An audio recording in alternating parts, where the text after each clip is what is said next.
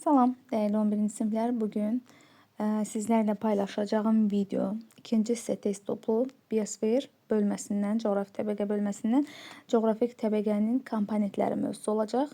Kifayət qədər çox önəmli dərsi hər il qəbula düşə biləcək suallardır. Ona görə diqqətli şəkildə baxırsınız. Hansı sualınız olarsa, nəyi anlamasanız şərhlər bölməsində yazın. Sizlərlə köməkli, yəni kömək edə bilərəm, izahını verə bilərəm. Səhra iqlimi üçün səciyyəvi olan rütubətli əmsalı. Uşaqlar, səhra bilirik ki, quraqlıq ərazidir, az yağmalıdır və çox buxarlanmalıdır. Burada da bütün variantlara baxanda yağıntı buxarlanmadan çox olur. Bir dənə yalnız C variantında gördüyünüz kimi 100 mm yağıb rütubətlənmə əmsalının vahiddən çox kiçik olması üçün buxarlama qabiliyyəti çox olmalıdır. Yəni məxrəc daha böyük olmalıdır ki, bu da C variantına uyğun gəlir. Rütubətli əmsalının vahiddən böyük olduğu ərazilərin səciyyəvi əlamətləri. Rütubətli əmsalı vahiddən böyük olan ərazilərin səciyyəvi əlaməti deyəndə, yəni məsəl üçün ekvatorial enliklər üçün yağıntı çox olsun, o deməkdir ki, buxarlama az olsun və yaxud da Arktikdə də həmçinin. Deməli, bataqlıqlar üçün əlverişli şərait yaranar. Bəli, çox yağarsa, bataqlıqlar üçün əlverişli şərait yarana bilər. Kservit kolluqlar, kservit quraq deməkdir. Ona görə 1-2 ola bilməz. Birincini götürürük. Sıx çay şəbəkəsinin olması, əlbəttə ki, yağış çox olarsa, sıx çay şəbəkəsi yarana bilər. Fiziki aşımada səhralar üçündür, bunu da götürə bilmərik. Duzlu göllərin yaranması, əksinə, buxarlama çox olduğu halda, rütubətləmə əmsal vahiddən kiçik olarsa və yaxud da səhra rejimində duzlu göllərin yaranması üçün şərait yarana bilər. Amma bu şəkildə yağış çox yağarsa, o qədər də çox buxarlanmasa, rütubətli əmsal vahiddən böyük olar və ərazidə buxarlanma baş verə, bataqlıqlaşma baş verə bilər və şorsulu göllər ola bilər, daha doğrusu şirin sulu və yaxud da çay şəbəkəsinin sıx olmasına gətirib çıxara bilər. Ona görə Y variantı olacaq. Üçüncü sualda qurunun qədim buzlaşmaya məruz qalmış hissələri və onların müasir relyef izləri. Müasir relyefdə izlərini istəyir. Qədim buzlaşmaya məruz qalmış materiklər biz bilirik ki, Şimali Amerika və Avrasiyadır. Avrasiyanın Avropa hissəsidir. Şimali Amerikada da Kanada Arktika arxipelağı, yəni şimal hissəsində çoxlu adalar, körfəzlər, boğazlar olduğu üçün həmin hissələrdə tektonik, daha doğrusu qurunun buzlaşması sayılır. Burada da bax, adlarını çəkdiyimiz Avropada və Şimali Amerikada. Orada çoxlu buzlaq göllər var və buzlaq relyef formaları olan morenlər var, fiordlar var, fiord dərələr var. Dördüncü sualda qırmızı qonur torpaqlar hansı təbii zona üçündür? Torpaqları yəqin ki, bilirsiniz, bilməsəniz də bununla bağlı video dərsi hazırlayıb sizlərlə paylaşa bilərəm biosfer mövzusuyla. Deməli, qırmızı qonur torpaqlar təbii ki, subekvatorial iqlim üçün olan torpaqlardır. Ekvatorial iqlimdə qırmızı ferralit və yaxud da laterit torpaqlar, qırmızı sarı ferralit və yaxud da laterit torpaqlardır. Subekvatorialda isə, yəni savannalarda qırmızı qonur torpaqlardır. Subekvatorial onun iqlimidir, subekvatorial. Təbii zonası olacaq savanna. Torpağı olacaq qırmızı qonur. Bax, bu şəkildə bunları əzbərləmək lazımdır uşaqlar. Cavabımız olacaq C variantı. 5-ci sualda antropogen landşaft, antropogen insan deməkdir. Məsələn, antropogen dövrü deyirik. Kaynozoin antropogen ən cavan dövrü. Antropogen deməyimizin səbəbi odur ki, yəni insan fəaliyyəti, insanın təsərrüfat fəaliyyəti ilə yaranan komplekslər nəzərdə tutulur. Suvarmanın mahiyyəti, deməli, torpaqda rütubəti süni şəkildə artırırlar. Yəni, rütubət çatışmayan torpaqlarda, xüsusilə yarım səhra torpaqlarında, quraq iqlim şəraitində su çatışmadığı halda torpaqda rütubətin miqdarını süni şəkildə suvarma yolu ilə artırırlar ki, əkinçilik üçün əlverişli olsun, yəni əkinçilik yarana bilsin, mümkün olsun. 7-ci suala baxırıq. 7-ci sual deyəsən yaxşı düşməyib. 7-ci sualımız qalsın, digərlərinə baxaq. 8-ci sualda daha çox landşaft qurşaqlarının müşahidə edildiyi dağlar, təbii ki, mülayim və subtropik iqlimi götürə bilərsiniz uşaqlar. Hündürlüyü də ki, 5000-dən, 4500-dən yuxarı olmalıdır. Məsələn, subarktik iqlimdə hava çox soyuq olur. Burada hündürlük qurşağı yarana bilmir. Arktikdə çox, yəni subarktikdə az bir hündürlük qurşağı yarana bilər. Tropikdə hündürlük 3000 olmaqla yarana bilməz. Heç olmasa çox hündür olmalıdır. Ekvatorial qurşaqda da həmçinin hündürlük az verilibdir. Təbii ki, ən əlverişli və daha çox landşaft qurşağının yaranmasına şərait mülayim və subtropik də götürə bilərsiniz. 9-cu sualda padzol külək çalan torpaqlar. Biz bilirik ki, padzol torpaqlar Tayqa ərazi üçündür. Tayqa da iynəyarpaqlı meşələr deməkdir. Tayqa torpaqları podzol küləşi alandır. Yerləşdiyi ərazilər şimalda yerləşən ölkələri götürə bilərik. Təbii ki, Kanada, Norveç, Finlandiya, Rusiya kimi ölkələri götürə bilərik. 10-cu sualda yarımsəhra və səhra landşaftlarına xas olmayan əlamət. Yarımsəhra və səhraya aid olmasın, yəni quru ərazi üçün xarakterik olmayan əlamətlər deyir ki, elə birinci variant dəmiyə əkinçilidir. Dəmiyə əkinçiliyi, yəni suvarma olmadan təbii halda inkişaf edən əkinçilik nəzərdə tutulur uşaqlar. Hardakı rütubət çatırsa, rütubət kifayət qədərdirsə, ora dəmiyə əkinçiliyi inkişaf edə bilər. Boz torpaqlar səhra üçündür, rütubətlənmə misalı vahiddən kiçik deyil. Görürsünüz, bunlar hamısı bir-birini tamamlayır, hamısı eyni ərazi üçün xarakterikdir. Yəni quru səhra, yarım səhraya aid olan ərazi üçündür. Bir dənə dəmiyə əkinçiliyi onlardan fərqlənir. 11-ci sualımızda tayqa zonası üçün səciyyəvi olmayan əlamətlər istəyir. Tayqa bayaq dediyimiz kimi iynəyarpaqlılardır.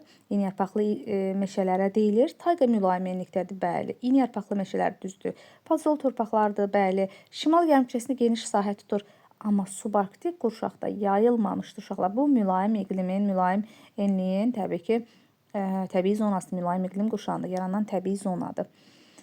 Subarktikinki tundradır. Subarktik iqlim qurşağındakı tundra təbii zonasıdır.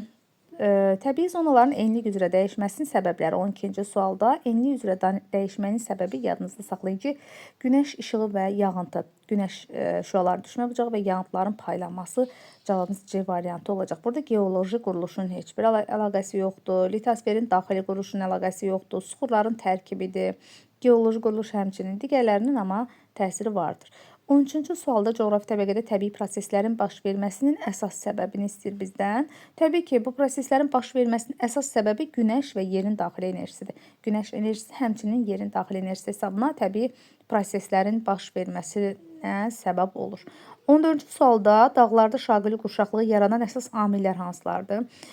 Şaquli və üfüqi qurşaqlıq var. Biz bilirik ki, zonal və azonal təbii ki. Zonal ekvatordan qütblərə doğru paylanmasıdır. Amma şaquli qurşaqlıq dağlar üçündür. Buna azonal landşaftı deyilir. Landşaftın dağın ətəyinin zirvəsinə doğru paylanmasıdır. Bunu da yaradan səbəb nədir? Yəni, şaquli qurşaqlığı yaradan səbəb temperatur və yağıntının nisbətinin dəyişməsidir uşaqlar. 15-ci sualda deməli, daimi qar xətti daha hündürdən keçən dağlar. Təbii ki, biz hündür dağlar, mülayim iqlimin, subtropik iqlimin deməli, təbii zonalarını, dağlarını daha doğrusu götürə bilərik ki, bu da həmən baxan kimi bilinir ki, Tian Shan, Himalay, Ant dağlarıdır, hündür dağlardır. Biz alçaq hündürlüklü dağlar, Karpatın üstünə xətt çəkmək istəyirəm. Bunları çıxdıqda elə yerdə qalır D variantı. Çox asan bir sualdır. Əminəm ki, hər biriniz bunu bilirsiniz. 16-cı sualda böyük səhrada vahələrin yaranma səbəbi. Vahə nəyə görə yaranır? Təbii ki, yeraltı sular, xüsusilə də şirin yeraltı sular səthə yaxın yerləşir və ərazi çökək olarsa vahələr yaranır. Həmin ərazidə təbiət canlanır, bitki heyvanlar aləmi inkişaf eləyir. 17-ci sualda iqlim qurşağı və tiplərinə müvafiq gələn təbii zona və torpaq tiplərinin ardıcıllığı. Mütləq bunu bilməliyik, əzbər şəkildə bilməliyik ki, uşaqlar. Subtropik iqlim qurşağının Aralıq dənizi iqlim tipində codyarpaqlı meşə və kolluqlar təbii zonası var və qəhvəyi torpaqlardır. Elə tam da A variantıdır. Burada kəskin kontinental eynyarpaqlı, özdə boz torpaq eynyarpaqlıda nə gəzir? Subekvatorial savana düzdür, amma qara torpaq deyil. Savanalarınki qırmızı qonur torpaqlardır. Tropikdə səhra, yarımsəhra, amma qırmızı qonur olmaz, boz qonur olmalıdır. Mussonda tundra olmaz, bu subarktik üçündür.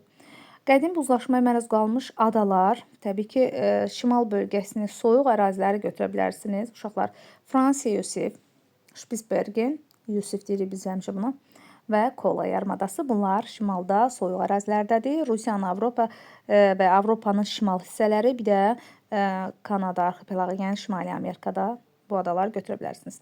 19-cu sualda aqroiqlim ehtiyatının əsas göstəriciləri. Aqroiqlim ehtiyatı deyəndə, yəni bitkilərdə inkişaf dövründən, inkişafı üçün əlverişli şəraitin olması. Bunun üçün təbii ki, ilk öncə vegetasiya dövründə bitki yağıntı istəyir. Yağıntının olması önəmlidir aqroiqlim ehtiyatı üçün. Daha sonra hündürlüyə doğru temperaturun artması. Hündürlüyə doğru temperatur artarsa burada necə, yəni təbiət inkişaf eləyə bilər, hansı bir təsərrüfat inkişaf edir. Şaxtasız dövrün davam etmə müddəti. Bəli, şaxtasız dövrün nə qədər çox olarsa, aqroiqlim ehtiyatı əsas göstərici olaraq önəmli sayılır. Sonra isti küləklər tez-tez, təbii ki, bu ziyanlı bir şeydir, bunu götürə bilmərik. Fəal temperaturlar cəmi. Fəal temperaturlar cəmi 10 dərəcədən yüksək olan ərazilərdə aqroiqlim ehtiyatı bol sayılır. Aqroiqlim 1, 3 və 5 cavab B variantı olacaq. Buxarlama qabiliyyətinin aşağı olması yox, kifayət qədər olmalıdır. Enlik zonallıq deyəndə bayaq dediyim kimi ekvatordan qütblərə doğrudur. Amma şaquli zonallıq desə dağın ətəyindən zirvəsinə doğru. Terraslaşma adlanır. 21-ci sualda terraslaşma nəyə deyilir uşaqlar? Terraslaşma pillə. Terras sözünü görən kimi pilləvari əkin sistemini nəzərinizdə tutun. Pilləvari sistemin yaradılması yamaclarda eroziyanın qarşısını almaq üçün həm də əkinçilik inkişaf etdirilir. Deməli, cavabımız olacaq 21 idi. Səhvimiz həddir. 22-ci sualda torpaq eroziyası nədir? Eroziya torpaqların üst mimik qatının aşınmasıdır, dağılmasıdır, yuyulmasıdır. Bu nəyin sayəsində olur? Su və küləyin sayəsində, yəni xarici amillərin sayəsində eroziya prosesi baş verir uşaqlar. Torpağın üst mimik qatının yuyulması və dağılması xüsusilə də dağlarda olur. 23-cü sualda təbii zonaları bir-birindən fərqləndirən əsas cəhətlər nədir? Təbii zonalar hansı xüsusiyyətlərinə uşaqlar? İqliminə görə fərqlənir. Bayaq dedik, iqlim, ardıcıl şəkildə landşaft, təbii demək, daha doğrusu torpaq və bitki örtüyünü, heyvanlar aləminə görə bütün təbii zonalar bir-birlərindən fərqlənir uşaqlar. Hər bir təbii zonanın özünə məxsus iqlimi, temperaturu, torpağı, bitki, heyvanlar aləmi mövcuddur. Hər biri də bir-birindən bu xüsusiyyətlərinə görə, yəni fərqlənir. 24-cü sualımızda bu suallar tez-tez düşür uşaqlar. Deyir ki, subtropikdə subnival və nival təbii ki, ən hündür yerlərdə olacaq. Subnival və nival dağın zirvələrində 3000-dən yuxarı zirvələrdə baş verir. Cavabımız B variantı olacaq. Deməli, aşağıdakı əlamətlər hansı təbii zonaya aiddir? İllik yağıntı boldur. Yəni, illik yağıntı bol deyən kimi və torpağı qırmızı sarı periolit deyən kimi aydın məsələdir ki, bura söhbət rütubətli ekvatorial meşələrdən gedir. Temperatur amplitudu da azdır. Qırmızı sarı periolit, bəli, bunlar hamısı rütubətli ekvatorial meşələrin əlamətləridir. Rütubətli ekvatorial meşələr təbii zonası, həmişə yaşıl rütubətli meşələr. B variantı olacaq 25-ci sualda. Sonra 26-cı suala baxaq. Aşağıdakı əlamətlər yenə orta illik temperatur 20 dərəcədən yüksəkdir. Deməli, yağıntının düşməsində fəsli dəyişkənlik kəskin nəzərə çarpır. Yəni, yay-qış arasındakı fərq çoxdur. Deməli, bitki örtüyü və heyvanlar aləmi zəngindir. Sözü də varsa, təbii ki, biz hansı təbii zonanın əlamətini deyirik? Savanna və seyrək meşələr. Yayda ekvatorialdan hava kütləsi gəldiyi üçün yayı daha rütubətlidir, qışda tropikdən gəldiyi üçün daha quraq keçir. Amma ümumilikdə orta illik temperaturu yüksəkdir, fəsli dəyişkənliyi müşahidə olunur yağıntıların düşməsində. Bir də torpaqları münbit torpaqlardır, savannalardır. Savannanın da torpağı qırmızı qonur torpaqlardır. Tropik və arktik səhralar bitki örtüyü niyə görə kasıbdır uşaqlar? Tropiklər çox istidir, isti qurudur. Arktik isə çox soyuqdur. Təbii ki, bax, A variantı dediyimizin sübutu da A variantı olacaq. Savanna və çöl zonalarında bitki örtüyünün zəngin olmağı, bitki nəyi sevir? Bitki aqroiqlim şəraitini, əlverişli temperaturu, rütubəti sevir, münbit torpaq sevir. Ona görə də C variantı dediyimizdir. Savanna və çöl zonasında əlverişli temperatur və rütubətlilik şəraiti yaxşıdır. Münbit torpaqlar var. Çölün torpağı qaradır, savannanki qırmızı qonur torpaqlardır. Özünüzdə mütləq qeydiyyat aparın. 30-cu sualda mütləq hündürlüyü yüksək olsa da daha az landşaft qurşağının olduğu, hündürlük çoxdur, amma soyuq ərazidir və yaxud da çox isti, həddindən artıq isti ola bilər. Biz ikisini müqayisə eləsək, təbii ki, qütb ətrafında, məsəl üçün, deyək ki, Skandinaviya, Ural dağları burada hündürlük o qədər də çox deyil. Çox olsa belə, hava çox soyuq olduğu üçün qar xətti demək olar ki, okean səviyyəsinə yaxın və okean səviyyəsində olur arktikdə yerləşəndə. Ona görə qütb ətrafını götürəcək doğru cavab.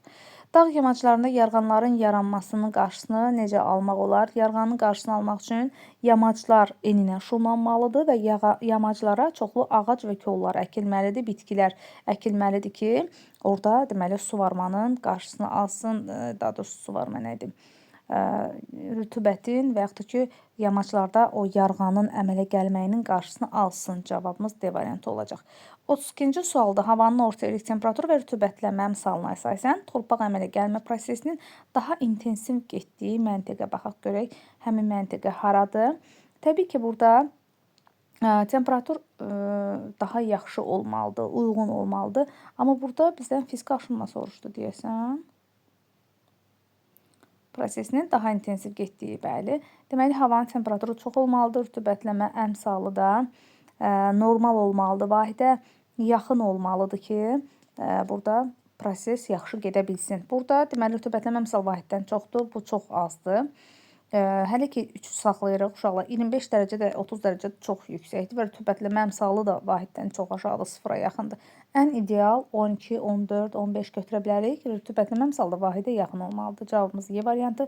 Əkin sahələri daha çox sahə tutan təbii zonalar. Əkin sahələri ən əlverişli, bayaq dediyim kimi, savanna, çöl, meşə çöllərdədir. Çox yaxşı torpaqlardır. Səbəb də ki, torpaq əmələ gəlmə prosesi üçün əlverişli şərait var. 34-də savannaların təbiətinə baş verən mühüm mövsümi dəyişkənlik. Yayda ekvatorialdan gəldiyi üçün yay daha yağıntılı, qışda isə quraqdır. Ona görə də C variantı olacaqdır. Yayda bitki heyvanlar aləmi canlanır burada, çünki yağıntılı dövrü başlayır. Qışda əksinə. Bir də mussonlarda da belədir. 35-ci sualda insanların təsərrüfat fəaliyyətini savannaların təbiətinə göstərdiyi mənfi təsir nə olar? Variantları oxuyanda elə məntiqi baxacağıq ki, burada ağac kolluqlar qırılır. Həddindən artıq mal-qara otarılır. Bunun sayəsində də torpaqlar məhv olur. 36-cı həmçinin çöldə də belədir. Çöl və meşə çöllərinin təbii zonası. Təbii zona deyəndə ən yaxşı təbii zonalardan biridir çöl, meşə çöllər. Vahiddən çox böyük olmamalıdır. Burada hamısı görürsünüz vahiddən böyükdür. Bir dənə vahidə yaxın olan 400/600. Bu rəqəmləri yadımızda saxlamalıyıq. Ən azından məntiqlə. Tayqa deyiriksə, tayqada rütubətlənmə əmsalı vahiddən çox götürə bilərik. Bir az da olsa. Yəni, çox yağış yağa bilməz. Ora məsəl üçün deyək ki, 2000 yağıb 1000 buxarlana bilməz. Amma 350 yağıb 300 buxarlana bilər. Yenə də 350-ni 300-ə böləndə birdən böyük rəqəm alınacaq. Ona görə elə B variantı doğru cavabımız olacaq. Bu qədər buxarlana bilməz, 800 buxarlana bilməz və rütubətlənmə əmsalı bu qədər də çox ola bilməz. Yağış da az göstərilibdir. A variantı da səhra üçündür. B variantı doğru cavabımız olacaq. İqlim qurşağı, torpaq, təbii zona. Ən çox, ən rahat suallar bunlardır ki, iqlim, məsəl üçün, subekvatorialda yazıb meşə çöl, subekvatorial iqlim qurşağında meşə çöl olmaz. Subtropikdə tundra olmaz, mülayimdə savanna olmaz. Subekvatorialda qırmızı qonur və savanna torpaqları tamamilə doğrudur. Tropikdə də podzol olmaz, səhra olar amma. 39-cu sualda Nil çayının keçdiyi təbii zonalar və onlara müvafiq gələn torpaq tipləri. Nil çayı subekvatorial iqlim qurşağından, savannalardan başlayır. Səhra və qırmızı qonur, bir də boz torpağı olacaqdır. Uşaqlar ardıcıl şəkildə savannadan, yəni subekvatorialdan, sonra tropikdən keçəcək. Səhranınki boz torpaqlardır. Səhranınki boz torpaqdır. Savannanınki də qırmızı qonurdur. Bunlar müvafiq olaraq uyğunlaşdırılıb. A variantı düzgün cavabımız olacaq. 40-cı sualda iqlim qurşaqlarına uyğun gələn torpaq tiplərini istəyir bizdən. Qəhvəyi torpaqlar Aralıq dənizi iqlim tipində yaranır. Qəhvəyi torpaqlar. Ona görə də birinciyə 1 olacaq. Burada nöqtə olaraq baxın, buranı göstərir. Yəni Aralıq dənizinin, Afrikanın şimalı Aralıq dənizindən, yəni subtropik iqlim qurşağına düşəcək. Coda yarpaqlı meşə kolluqlar olduğu üçün torpağı da qəhvəyi torpaqlar olacaq. Boz qonur deyirsə, təbii ki, səhranı götürə bilərik biz. İkinciyə olacaq. Haradır? Boz qonur torpaqlar deyirsə, bəli, 2 olacaq. Üçüncü olacaq ekvatorial, daha doğrusu 4 olacaq uşaqlar. Qırmızı qonur torpaqlar deyirsə, savannadır. Söhbət gedir, deməli, 2-dən və qırmızı sarı period torpaqlar isə 3-dən söhbət gedir. Bu da ekvatorial meşələrdir. Bir daha deyirəm, deməli, birinciyə 1 olacaq. İkinci 2 rəqəmi olacaq üçüncüyə, yəni qırmızı qonurdur, orada subekvatorialdır. Qırmızı, deməli, üçüncü oldu, bəli. Daha sonra 3 rəqəmi yazılan yer ekvatorial meşələrdir. Ona görə də qırmızı sarı ferolit torpağı olacaq. 4 rəqəmi olan yer isə səhradır, boz qonur. Bax, bura boz qonurdur, səhradır. 3 ekvatorial meşələrdir, 2 savannadır. Bir də ki, Afrikanın şimalında Subtropikdə, Aralıq dənizi iqlim tipində qəhvəyi torpaqlardır. Coda-yarpaqlı meşə və kolluqlar təbii zonasıdır. 41-ci sualda iqlim qurşağı və tiplərinə uyğun olmayan, özdəki bu arada yadınızda saxlayın ki, subtropikin Aralıq dənizi, coda-yarpaqlı meşə, kolluqlar bu tez-tez düşür. Burada becərilən, yetişdirilən bitkilər də üzümdür, sitrus meyvələrdir, feyxadır, zeytundur. Bunlar mütləq düşür. İqlim qurşağı və iqlim tiplərinə uyğun olmayan təbii zonalar və torpaq tiplərinin sırasını istəyir uşaqlar bizdən. Uyğun olmayan deyir, yəni qaydanın pozulduğu yerlər. Məsələn, mülayim dənizdə savanna, bu elə baxan kimi insanın gözünə girir ki, bəs bu ola bilməz axı, mülayim dənizdə savanna təzə çıxıbdır. Təbii ki, subekvatorialda savanna meşələr ola bilər, torpaqda qara ola bilməz, qırmızı qonur torpaqlar ola bilər. Amma mülayim kontinentalda çöl meşə çöl ola bilər, qara torpaqlar, Aralıq dənizində coda-yarpaqlı qəhvəyi torpaqlar, ekvatorialda rütubətli həmişə yaşıl meşələr, qırmızı sarı ferolit ola bilər və subtropikin kontinentalında səhra, yarım səhra ola bilər. Torpağı da boz qonur torpaqlar tamamilə doğrudur. 42-ci sualda xəritə sxemində rəqəmlərə əsasən ərazidə coda-yarpaqlı həmişə yaşıl meşə və kolluqlar deyirsə, biz təbii ki, Aralıq dənizinin sahillərini götürə bilərik. Apennin yarımadası, Balkan yarımadası, Pirene yarımadası, İtaliya, İspaniya, Türkiyə bu kimi əraziləri götürə bilərik uşaqlar. Təbii ki, cavabımız olacaq 1, 3, bir dəqiqə 1, 5, 6. Yəni cavabımız 42-də D variantı olacaq. 43-də ərazidə iynəyarpaqlı meşələrin daha geniş. İynəyarpaqlıdakı soyuq ərazi subarktiki deyil, daha doğrusu mülayimin tayqasını istəyir bizdən. Sizcə hansı ərazilər ola bilər? Soyuq ərazidə Skandinaviya yarımadasında tamamilə doğrudur, iynəyarpaqlı meşələr ola bilər. 44-cü sualda rütubətlənmə əmsalın vahiddən böyük olduğu təbii zonalar. Rütubətlənmə əmsalı vahiddən Arktik səhralarda çox ola bilər, iynəyarpaqlı meşələrdə ola bilər və tundra meşə tundrada ola bilər. Burada çöl zonası vahidə yaxındır.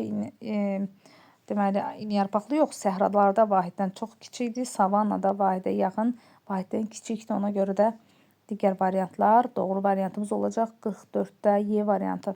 Azonal landşaftı əmələ gətirən amillər. Deməli, azonal landşaftı biz bilirik ki, dağlarda landşaftın yaranmasından söhbət gedir. Relyefdir.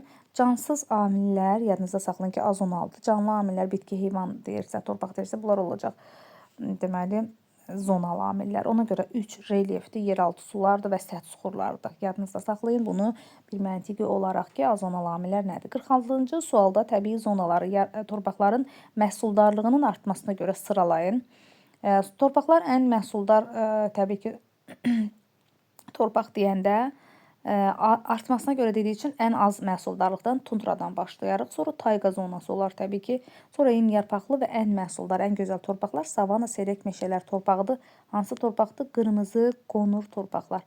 Bir də çöl zonası, qara torpaqlar da ən gözəl torpaqlardır. 47-ci sualda ətəkləri yarım səhradadırsa, Tian-Şan dağlarında biz başlayacaq yarım səhradan təbii ki. Yarım səhradan sonra nə gələcək? Çöl, meşə, çöllər, sonra meşə, subabab çəmənliyi və qayalıq buzlaq. 47-də cavabımız B olacaq. Tian-Şan dağlarının hündürlüyü çox olduğu üçün bütün demək olar ki, təbii zonalar formalaşır. 48-ci sualda. 48-də ətəkləri çöldə yerləşən Karpat dağları. Karpat dağlarının da hündürlüyü çox deyil. Çöldən başlayırsa çöl, meşə, çöl deyə bilərik. Uzağı subabab çəmənliklərində dayanmalıyıq. Artıq burada qayalıq, nival və yaxud da daimi başı qarlı zirvələri yoxdur. Cavabımız elə B variantı olacaq. Çöldən sonra səhra, yarım səhra ola bilməz A variantında məsəl üçün. Sonra qırmızı sarı ferolit, qırmızı qonur və padzol torpaqların yayıldığı. Bayaq dediyim qırmızı sarı ferolit torpaqlar ekvatorial enlik üçündür. Məsəl üçün birinci. Qırmızı qonur torpaqlar savannalara uyğun gəlir uşaqlar. Savanna subekvatorial iqlimdədir. Təbii ki, 5-ci ola bilər. Və padzol torpaqlar da qütb ətrafı ərazilərdədir. 4-ü götürə bilmərik, amma 3-cünü götürə bilərik. İynəyarpaqlı torpaqlar, iynəyarpaqlı meşələrin torpaqlarıdır. Padzol torpaqlar külə çalan mənasını verir. 1, 5 və 3 cavabımız oldu A variantı. Müvafiq olaraq qırmızı qonur, boz və qəhvəyi torpaqlar. Qırmızı qonur torpaqlar subekvatorial iqlim üçündür. Subekvatorialda qırmızı qonurdur. Yəni savannalarda 3, cənub yarımkürəsinin savannasıdır Braziliya yaylası. Doğrudurmu? Sonra boz və qəhvəyi torpaqlar. Boz torpaqlar səhralar üçündür, ikincini deyə bilərik. Qəhvəyi torpaqdakı Aralıq dənizi codyarpaqlı meşə və kolluqlardır. Cavabımız olacaq 3, 2, 4 oldu. C variantı 50-ci sualda. 51-də iqlim qurşağı fəsillərin sayı və təbii zonalara müvafiq olaraq düzgün verildiyi sıranı istəyir bizdən. Biz bilməliyik ki, subtropikdə də, mülayimdə də 4 təbii zona var. Ona görə yəni ən çox təbii zonası olan mülayimdir. 5 təbii zona hətta götürə bilərik. Codyarpaqlı meşə və kolluqlar, daha doğrusu bəli, onu istəyir. İqlimi istəyir. İqlim subtropikdir. Fəsillər 4 fəslin 4-də müşahidə olunur. Mülayim enlikdə də deməli subtropikdə də 4 fəsil müşahidə edilir. Təbii zonası da codyarpaqlı meşə və kolluqlar. 51-ci sualda cavab D. 52-ci sualda prairie və pampalara uyğun gələn. Prairie ekvatordan şimalda, yəni belə deyək də, Şimali Amerikadakı çöl zonasına prairie, Cənubi Amerikanın çöl zonasına pampalar deyilir uşaqlar. Və buna uyğun olan xüsusiyyətləri istəyir bizdən. Qırmızı qara torpaqlar bu arada pampanındır. Yadınızda saxlayın ki, qırmızı qara torpaqlar yayılmışdı.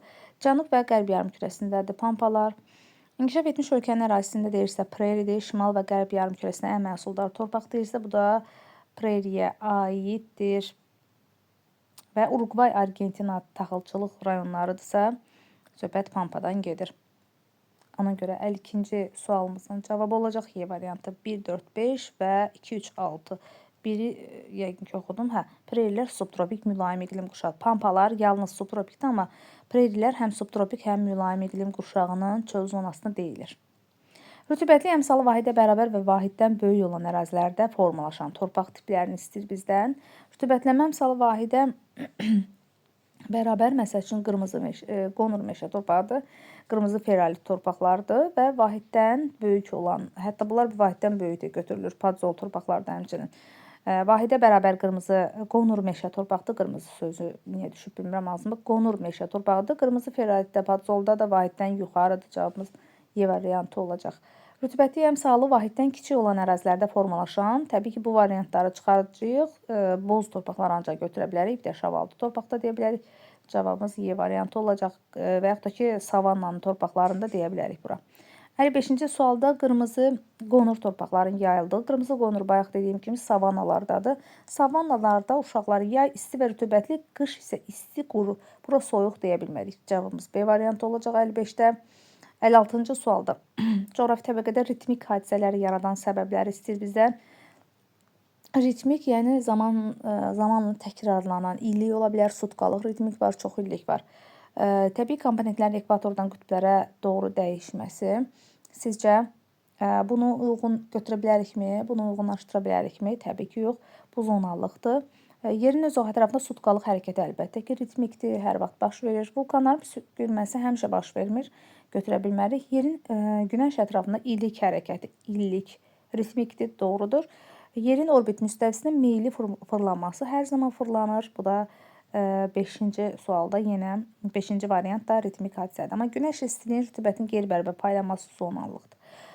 57-ci sual Asiyanın səhraları. Asiyada olan səhraları hər birimiz əzbər bilirik hər halda. Çıxma yolu ilə də elə bilərik. Məsəl üçün Liviyadır, Atakamadır, Böyük Qumludur. Ondan sonra yenə Atakama çıxandan sonra cavabımız Y variantı olacaq. Ölkə ərazisinin şimaldan cənuba doğru böyük məsafədə uzanması təbii ki, çoxlu təbii zonaların yaranmasına səbəb ola bilər. Daha çox iqlim qurşağı olar və ona uyğun olaraq da daha çox təbii zona yaranacaq. 58-də B variantı olacaq. Sərhədləri daxilində ancaq bir təbii zona formalaşan iqlim qurşaqlarını müəyyən edin. Sərhədlər daxilində ancaq bir təbii zona formalaşırsa, yəni heç bir iqlim yarı tipinə bölünmür. Məsəl üçün ekvatorial və arktiki deyə bilərik burada. 59-da A variantı. Şimal yarımkürəsində tropik iqlim qurşağında yerləşən səhraları istəyir bizdən uşaqlar. Təbii ki, məsəl üçün Afrikanın şimalını götürə bilərik, Asiyanın cənubunda yerləşən, Ərəbistan yarımadasında yerləşən səhraları deyə bilərik. Böyük səhra, Rubəlxali və Liviya səhraları. Bunlar şimal yarımkürəsinin tropikində yerləşir. Atakama cənub yarımkürəsindədir, Kalaharidir, Namibiyadır.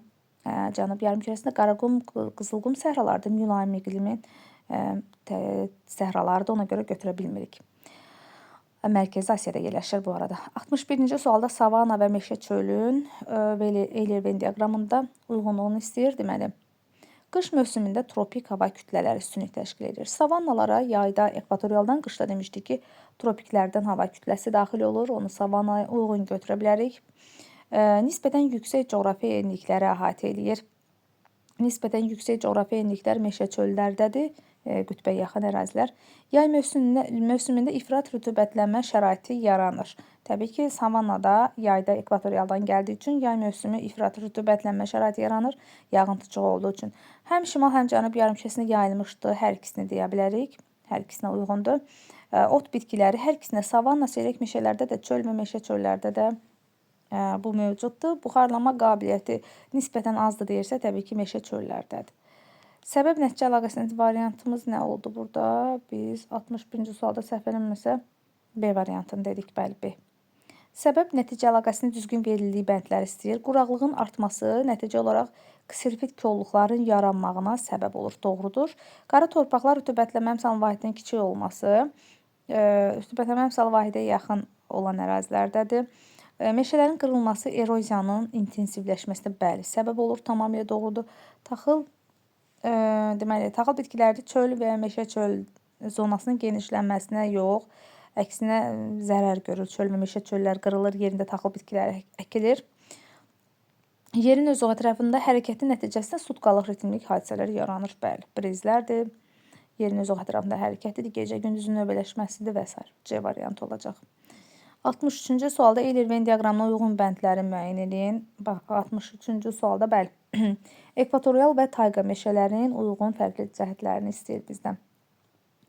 Uşaqlar, bu arada ekvatorial meşələr bilirik ki, rütubətli ekvatorial təbii zonasıdır. Tayqa dediyimizdə, yəni o ekvatorial iqlimlədir, tayqa isə mülayim yin yarpaqlısıdır.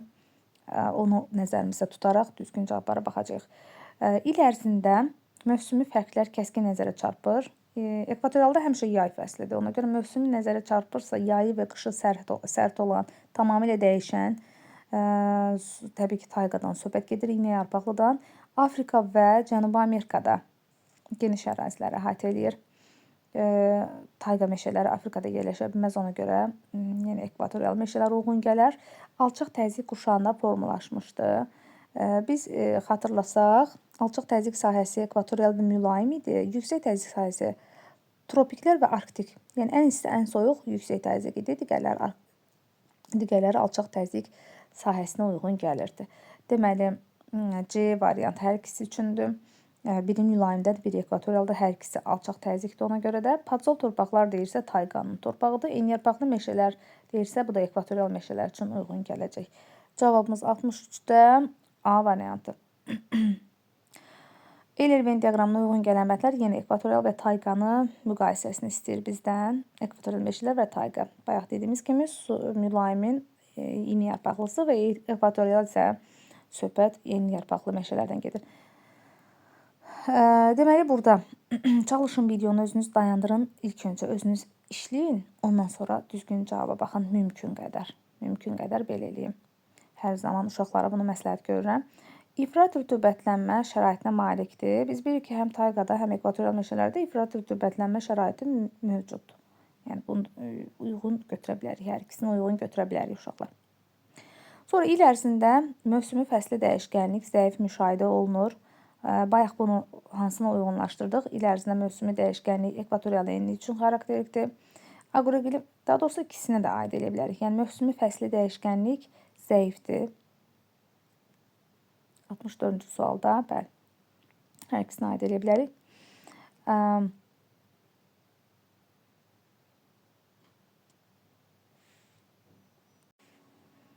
64-cü sualda Eyler-Venn diaqramına uyğun bəndləri istəyir bizdən. Ekvatorial və tayqa meşələr. Ekvatorial meşələr və tayqa yenə tayqa iynəyarpaqlıdır. İfrat rütubətlənmə şəraitinə malikdir. Hər ikisi ifrat rütubətlənmədir, həm ekvatorial, həm tayqa. İl ərzində mövsümi fəsli dəyişkənlik zəif müşahidə olunur. Biz bilirik ki, ekvatorial enlikdə hər zaman yay fəslidir, ona görə də fəsli dəyişkənlik yoxdur. Amma tayqada heç olmasa iki fəsil müşahidə olunur, yay və qış. Podzol torpaqlar yenə də bayaqki kimi tayqa meşələr üçündür. İynəyarpaqlıda külə çalan mənasında aqroqlim ehtiyatları ilə yaxşı təmin olunsa da, kənd təsərrüfatı zəif inkişaf etmişdir. Yəni, ekvatorial enlikdə yağıntı da var, istilik də var, amma həddindən artıq çox olduğu üçün zəif inkişaf edib kənd təsərrüfatı, az mənimsənilmə ona görə də. Əsas iqlim qurşağında yerləşir. Tayqada, ekvatorial meşələrdə hər ikisi bilirik ki, əsas iqlimdir. Ekvatorialla mülayim, hər ikisi sub olmadığı üçün əsas iqlim qurşağıdır. Buxarlama qabiliyyəti daha aşağıdır. Qabiliyyət təbii ki, tayqada aşağıdır, çünki temperatur çox aşağı olacaq. C variantı doğru cavabımız olacaq. 65-ci sualda rütubətli əmsala verilibdir və ərazi verilibdir uşaqlar. Görək bunlar hansılara uyğun gəlir, hansılar uyğun gəlmir. Birinci 1200 bölünsün 1400 deyirsə, söhbət yenə bayaq dediyim kimi yağıntı çox olmalıdır. 1200-1400 hər zaman savanalar üçün uyğun gəlir. Rütubətləmə əmsalı 600 bölünsün 800 deyirsə, bu çöllərdir. Çöllərdə həmişə 600 bölü 800 olur və yaxud da ki, məsələn 400 bölü 600 də verə bilər. Rütubətləmə əmsalı 200 bölü 1800 isə, yəni az yağır, çox buxarlanırsa səhradır. 2600 yağış bu artıq ekvatorial iqlim qurşağı üçündür. 65-ci sual cavab 4-ə A götürdük, D variantı. Eyler-Venn diaqramı əsasən uyğun bəndləri müəyyən edin, qütb səhraları və tropik səhralar. Çox qəşəng sualdır, gəlin baxaq, diqqətlə özümüzdə təxmin eləyək. Yüksək təzyiq və enən hava axınları şəraiti. Yüksək təzyiq hər ikisi enən havadır. Bunu üçüncüyə götürə bilərik hər ikisinə. İqlim şəraitinin əlverişsiz olması ərazinin mənimsənilməsinə mane olur. Təbii ki, hər ikisində əlverişsizdir. Biri çox istidir, qurudur, biri də çox soyuqdur. O qurudur və ona görə də ikisində də zəif inkişaf edir. Üçüncüyə 1-ə 2, ya A variantı, ya Y variantı olacaq. İfrat, rütubət və suxurlar donmuş vəziyyətdədirsə, təbii ki, qütb səhralarına aid olacaq. İsti və quru iqlim şəraiti bitki örtüyünün zəif olması tropik səhralardır. Qütb gecə-gündüz təbii ki, yenə də qütb səhraları. Boz torpaqlarda humus qatının qalınlığı çox azdır. Bu da tropik səhralar üçün olacaq. 66-cı sualda cavabımızı Y variantı götürdük. 67-ci sualda uşaqlar rütubətli ekvatorial meşələr və savannaları verir. Savanna seyrək meşələri verir. Avropa və Antarktida qitələrində rast gəlinmir. Təbii ki, heç birinə rast gəlinmir. Zəngin ot örtüyünə heyvanlar aləminə malik deyirsə, savannaları götürəcəyik. Bayaqlar dedik, çöl zonasında da ot örtüyü qalındır. Keçilməz meşələr ifrat rütubətli deyirsə, təbii ki, ekvatorial meşələrdən söhbət gedir. Rütubətli ekvatorial meşələrə aid eləyəcək. Aqroiqlim ehtiyatı yüksək göstəricisi savannada müşahidə edilir. Daha doğrusu hər ikisini də götürə bilərik. Və qırmızı qonur torpaqlardırsa, bu da olacaq savanna.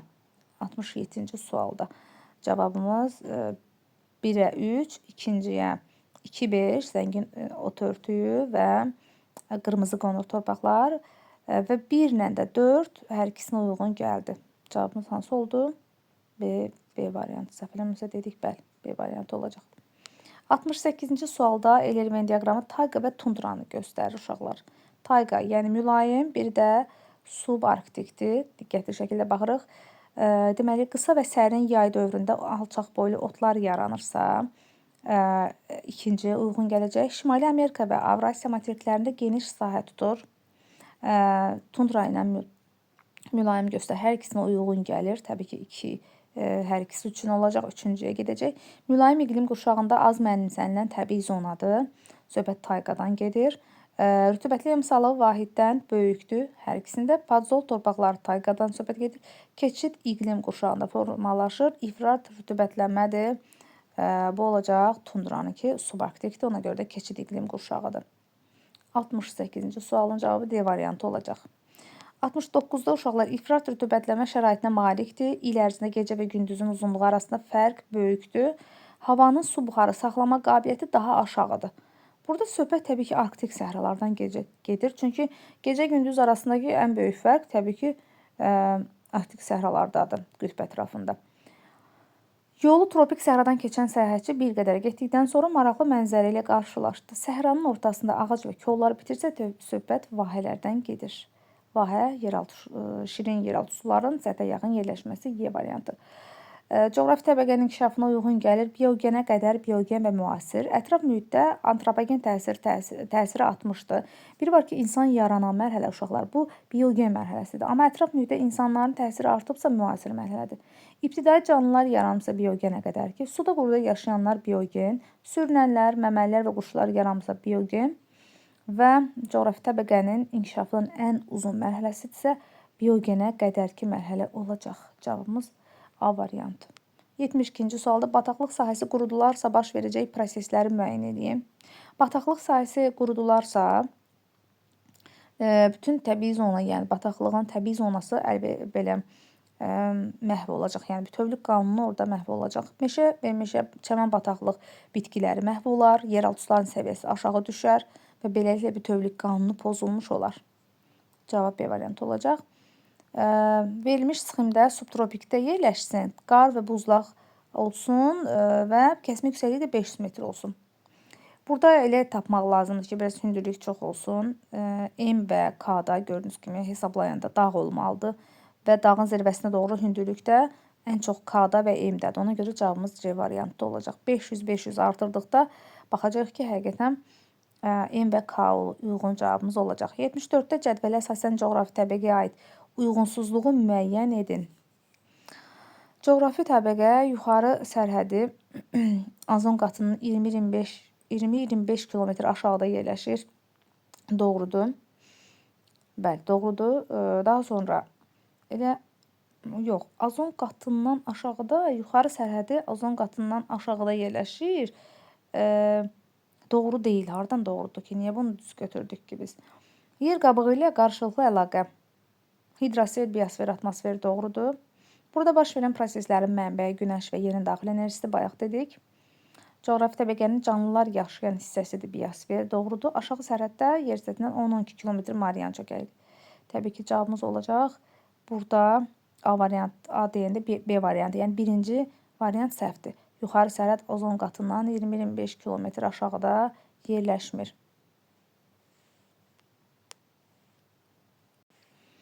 -74-də cədvələ əsasən coğrafi təbəqəyə aid uyğunsuzluq istəyir. Yuxarı sərhəd ozon qatından 20-25 km aşağıda yerləşir. Tamamilə səhvdir. Yer qabığı ilə qarşılıqlı əlaqə hidrosfer, biosfer, atmosfer doğrudur. Burada baş verən təbii proseslərin mənbəyi bayaq da dedik ki, yerin daxili enerjisi ilə günəşin enerjisidir. Coğrafi təbəqənin canlılar yaşayan hissəsi biosferdir. Aşağı sərhəddə yer səthindən 10-12 km aşağıda yerləşir. Marian çökəkliyi doğrudur. Cavabımız səhv B variantı olacaq. Birinci, yəni səhvdir. Eyler-Venn diaqramına əsasən uyğunluğu müəyyən edin. Biogenə qədərki mərhələ, biogen və müasir mərhələ. Gəlin, baxaq. Burada deməli, coğrafi mühit və ekoloji problemləri yaranmışdı müasir mərhələdə. Kriptazı ionunu əhatə edir. Yəni, birinciyə kriptazı ionunu əhatə edir. 2 olacaq və ən qədim platformalar yaranmışdı. 6 olacaq. İkincidə balıqlar, soda quruda yaşayanlar, sürünənlər, bunlar biogen mərhələsindən söhbət gedir. Bu mərhələnin sonunda da insan yaranmışdı. Söhbət biogen mərhələsindən gedir. Üçüncüdə isə uşaqlar, coğrafi mühit və ekoloji problemlər müasir mərhələdə yaranmışdı və ətraf mühitə insan təsiri başlamışdı, insan təsir etmişdi. Bu da deməli antropogen mərhələsinə uyğun gələcək və deməli coğrafi mərhələnin inkişaf mərhələsi, coğrafi təbəqənin inkişaf mərhələsi, bunlar hamısı coğrafi təbəqənin inkişaf mərhələsidir. Cavabımız nə oldu? A variantı. Cədvələ əsasən doğru olmayan sıranı müəyyən edin. Görək burada nədir? Doğru olmayan. Deməli, uşaqlar, sutkalıq ritmik proseslər Şeh və Qrovun yaranması doğrudur. İli ritmik proseslər yüksəklik qurşağı, gecə gündüzün növbələşməsi, yüksəklik qurşağını niyə götürürük bura? Çox illik deyəndə iqlim istiləşməsi, soyuqlaşması, bəli, transqressiya, reqressiya bunları götürə bilərik. Bütövlük komponentlər arasında qida zənciri doğrudur. Zonallıq ekvatordan qütblərə doğru təbii zonların bir-birini əvəz etməsi tamamilə doğrudur. Amma illik ritmikə yüksəklik qurşağı uyğun deyil. Və gecə ilə gündüzün növbələşməsi günlərik, yəni günlük ritmik proses sutkalıq sayılır. Bu illik deyil. Y variantı səhvdir. Cədvələ əsasən doğru olmayan bəndi müəyyən edin. Bütövlük qanunu, zonallıq, meliorasiya, nə də rekultivasiya bərpadır. Meliorasiya torpağa qulluqdur, becərilməsidir. Ritmik deyəndə sutka və yaxud da il ərzində təkrarlanma söhbəti olmalıdır. Bütövlükdəki ekvatordan qütblərə doğru təbii zonların bir-birini əvəz etməsidir. Bir-birinin arasındakı asılılıqdan söhbət gedir. Cavab 77-də uyğun, ayrı-ayrılıqda uyğun olmayan istəyir bizdən. Deməli, burada fikir versək, rekultivasiya orta və yüksək dağlıq ərazilərdə eroziyanın qorunması məqsədilə fitomeliorativ tədbirlər deyil. Söhbət rekultivasiyadan gedir. Orada bərpa sözü mütləq olmalıdır. Torpaqların bərpa edilməsidir. Bərpa sözü yoxdursa, deməli, variantımız səhvdir. 5-ci sual səhvdir. Ritmik təbii hadisə və proseslərin nizamlı olaraq təkrarlanması doğrudur. Bütövlük təbii komponentlər arasında əlaqədir. Zonallıq istiliyin qeyri-bərabər paylanmasından yaranır. Doğrudur. Meliorasiyadakı torpaqların becərilməsidir. Kollektor drenaj şəbəkəsinin çəkilməsi doğrudur. Düzənlik ərazilərdə pambıqçılığın geniş inkişaf etdirilməsinin nəticəsində baş verən proseslər, pambıqçılığın inkişaf etdirilməsi, yəni burada biz düzgün suvarma sistemi yaratmalıyıq. İlk öncə suvarma şəbəkəsinin salınması, yeraltı suların səviyyəsinin qalxması, torpaqlar şoranlaşır və kollektor drenaj şəbəkəsi yaradılır. Həddindən artıq suvarma edəndə də torpaqlar şoranlaşır, yeraltı sular səviyyəsi qalxır ona görə də. Hansı təbii zonalarda mütləq hündürlüyü 5000-dən artıq olan və daha çox yüksəklik bayaqlar dediyimiz kimi biz götürə bilərik. Nə çox isti olmaz, nə çox soyuq olmamalıdır. Ən yaxşı təbii zonalar mülayim və yaxud da ki, daha çox mülayim və subtropiki nəzərdə tuturuq. Amma tropik səhralarda, ekvatorialda, savanalarda, tundra olmaz, arktik səhralar olmaz. Həmişə yaxşı meşəli olar, tayqa olmaz, yenə də tundra olmaz. Söhbət cavabımız A variantından gedir. Sonra uşaqlar 80-ci sualda iqlim qurşağı, təbii zona və torpaq tipinin düzgün verildiyi sıranı istəyir bizdən. Torpaq tipinin düzgün verildiyi sıra. Tropik, həmişə yaşıl meşə və kolluqlar, qəhvəyi torpaq ola bilməz. Ekvatorial savanna seyrək ola bilməz. Subtropikdə çöllər, qırmızı qara torpaqlar doğrudur. Subtropikdə qarışıq meşələr, podzol torpaq ola bilməz. Mülayimdə də tundra ola bilməz, tayqa ola bilər. Cavabımız nə oldu? 3-cü sual A variantı.